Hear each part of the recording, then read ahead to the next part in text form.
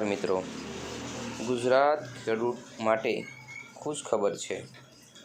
સરકાર આપશે ગાય ભેંસ માટે ખાસ લોન, ટેબલા લોન યોજના। જાણો સંપૂર્ણ માહિતી। તો ટેબલા લોન યોજનામાં સરકાર દ્વારા આદિજાતિ વિકાસ નિગમ, ગુજરાત ટ્રાઇબલ ડેવલપમેન્ટ કોર્પોરેશન હેઠળ ચલાવવામાં આવતી તબેલા લોન યોજનાનું મુખ્ય ઉદ્દેશ્ય અનુસૂચિત જાતિ એટલે કે એસટી નાગરિકોને પશુપાલન વ્યવસાય માટે આર્થિક સહાય પૂરી પાડવાનો છે।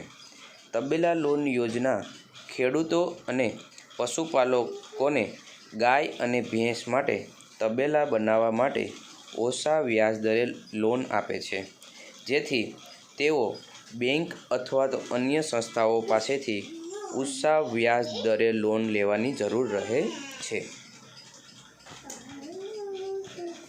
તબેલા લોન યોજના હેઠળ કેટલી રકમ મળવાપાત્ર છે મિત્રો? તો તબેલા લોન માટે લાભાર્થીને મહત્તમ 4 લાખ સુધીની લોન આપવામાં આવે છે।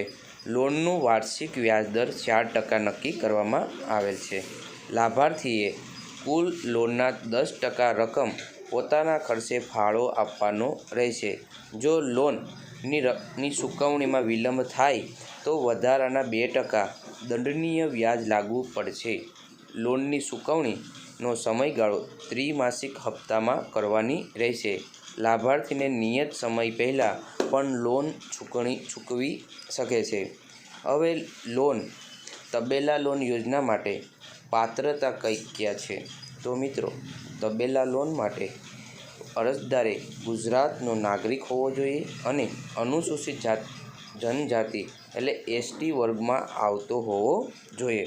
અરજદારની કુટુંબની વાર્ષિક આવક 1,20,000 રૂપિયા કરતાં વધુ ન હોવી જોઈએ। તબેલો બનાવવા માટે અરજદાર પાસે પોતાની માલિકીની જમીન હોવી જરૂરી છે। તો મિત્રો, તબેલા લોન યોજના માટે કયા દસ્તાવેજોની જરૂર પડશે મિત્રો?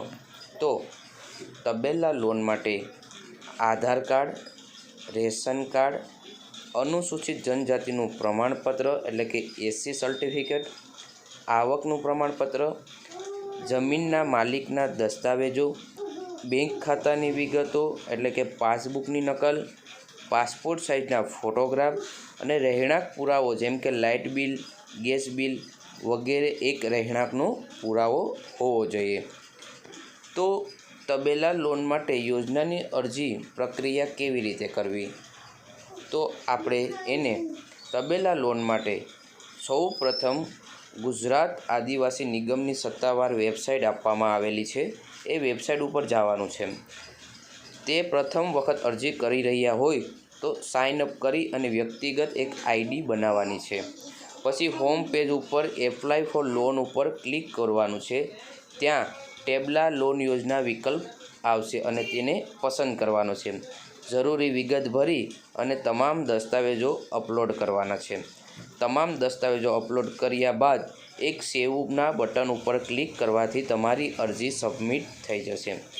અરજી સબમિટ થયા બાદ તેની અરજી નંબર અને તેની પ્રિન્ટ કાઢી લેવી અને તેને સાચવીને રાખવી, જેથી મિત્રો આપણી યોજનાના પ્રક્રિયા દરમિયાન કોઈ અધિકારી આવે તો તેમને બતાવી શકાય। વિડીયોને સારો લાગ્યો હોય તો લાઈક અને કમેન્ટ જરૂર કરજો। આભાર મિત્રો।